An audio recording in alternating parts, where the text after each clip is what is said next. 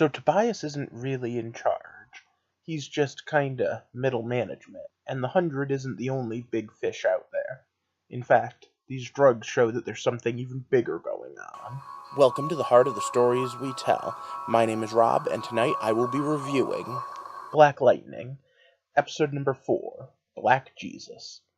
And there was a bit going on tonight. Specifically, an entire anti-drug message, which, as much as I'm not against, was probably a little more heavy-handed than some of the other stuff that we've handled, and I'm surprised considering the fact that Black Lightning's been anything but when dealing with everything else. But I understand why they do this sort of thing, I guess. They don't want to glamorize doing a particular drug, so they make up one big badass drug, but at the same time, they kind of make it a little ridiculous. And for a show that's handled everything else so well, I just was a little surprised to see they didn't use a real one. Alright, so for those of you that don't know, what I do here is I take apart stories, I put them back together, I try to figure out how and why we tell them, and I do reviews as stories come up. That sounds interesting? Join our community. I'm just about at 100 subscribers, so click that subscribe button now. Before we start, though, I want to handle a question from last week. Gamby hid last week something, and this week too, but one of my long-standing followers here, Jovan Jeff, said he thinks that part of it is that both Black Lightning and Tobias think that they killed each other. I don't think Black Lightning actually believes he killed Tobias. I think he understands that he's still out there, but I do agree that that's part of the reason why Gamby was willing to hide that information. And I also think that there's more going on. I think he knows more about what's going on. Maybe even the origin of Black Lightning's powers after something that happened tonight.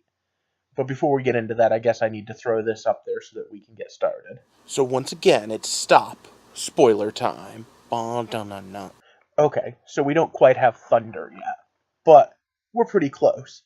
I do like the fact that she pulls up the hood to go all kung fu super strength mode, because part of me sits there and goes, there's just a certain amount of, if you know anything about superhero comics, you feel like you should have a mask. However, I do also feel that she's asking the wrong question. She asks Grace at the end if you had the ability to make someone pay for the bad things they did. And I don't know. There's part of me that says that you do better as a protector than an avenger. No pun intended. But I also love the fact that she was coming out during the family dinner and being all like, hey, Black Lightning's cool. Black Lightning should be the one we should listen to, not the cops. Hey, I know being a cop's hard and no offense and all, but...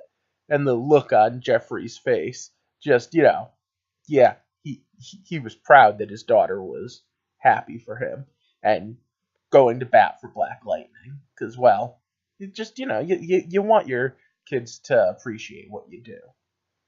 But I also liked the fact that they had the whole conversation there on, how hard it is to be a cop and the fact that there are other ways and other things you need to deal with. But again, all of that then comes back to the fact that Gambini hid the fact that it was someone with powers that made those explosions, in quotations, that Black Lightning found near the end. And then he went and took pictures. I actually, for a minute, thought he was going to walk into the bar and find her there and be like, oh God, it's you. Have we had a scene where we've seen either of the kids with him yet? I don't even know how well they know him. I mean, obviously, the family knows him, and the ex-wife, mom, knows him, so I assume the kids do. Alright, anyway. So, we're well on our way to Thunder's debut, although on the other end of this, we haven't even seen the slightest hint of lightning powers coming out of his younger daughter, her younger sister. And I do wonder if they're going to just hold that back for season 2, or maybe even a cliffhanger at the end of the season. But she's got enough on her plate right now, what with her boyfriend being in the hospital and just finding out that he's probably never going to walk again.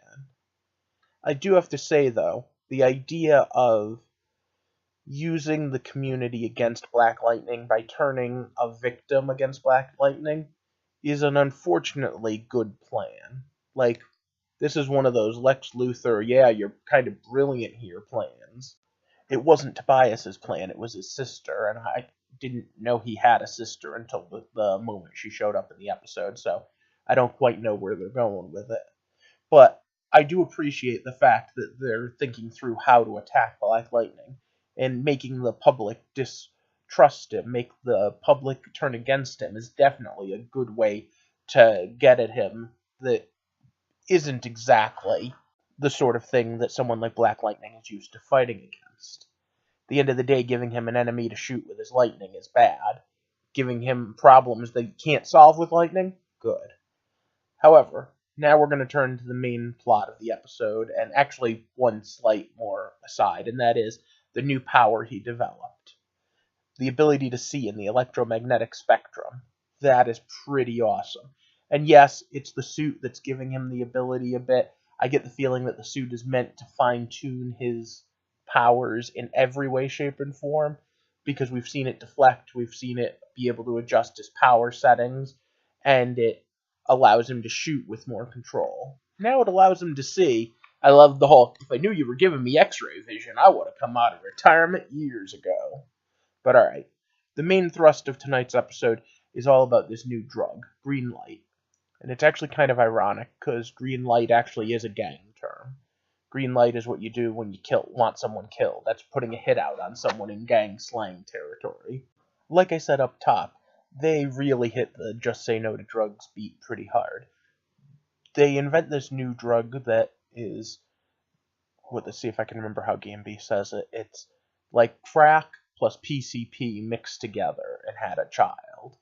Now I want you to think about that. Both of those drugs are more than hideous enough that just having an epidemic of either one of them, hell, having an epidemic of methamphetamines could have been a problem Black Lightning could solve. But they put together this super drug so that it's something that would both be a challenge to him physically, aka he can't just shock everyone that's got it, because it takes a lot out of him to shock them.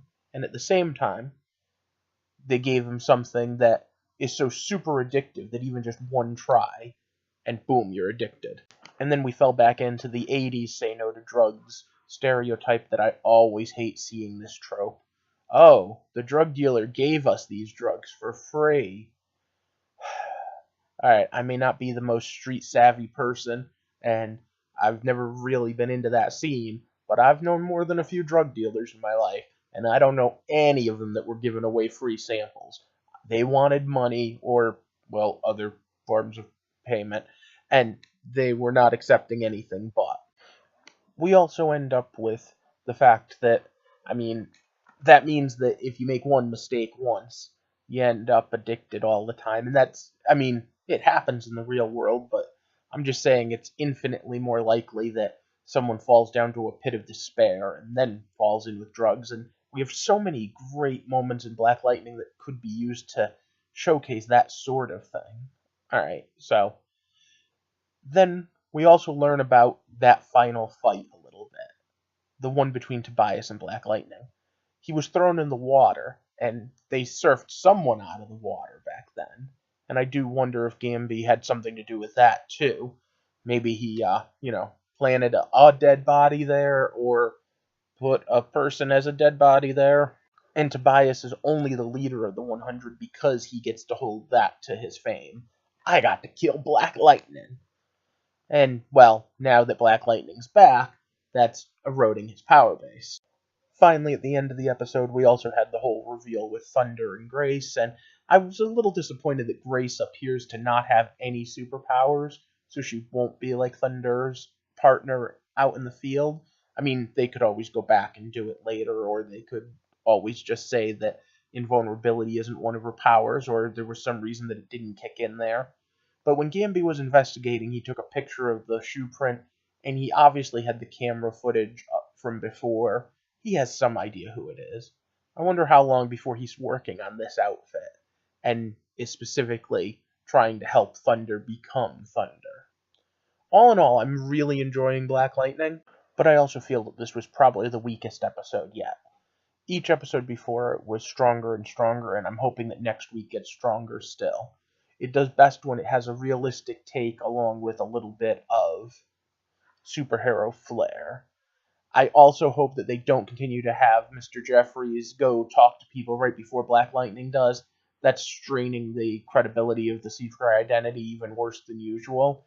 I mean, we don't have Clark Kent randomly interviewing people right before Superman shows up for a reason. But hey, I'm really looking forward to next week's episode. What about you? And what do you think is going on with Gamby? Do you think he knows more than he's letting on? And what do you think about the bigger than the 100 threat? Well, let me know in the comments, and for now, if you could give me a thumbs up and a share of this video, I'd really appreciate it. And maybe you can turn the corner and help me be my 100th subscriber, because I've got 99 as of the recording of this. When I do hit 100, I'm going to do a gift card giveaway for Amazon. But even if you don't win that, just come be part of the community. We're going to talk about stories, figure out how and why we tell them, and most importantly, figure out what they mean to us and what they feel like. So far, Black Lightning feels like a kick-ass story. It also feels like a timeline, at least most of the time. For now, I hope you have a good night, and thank you for walking with me through the heart of the stories we tell.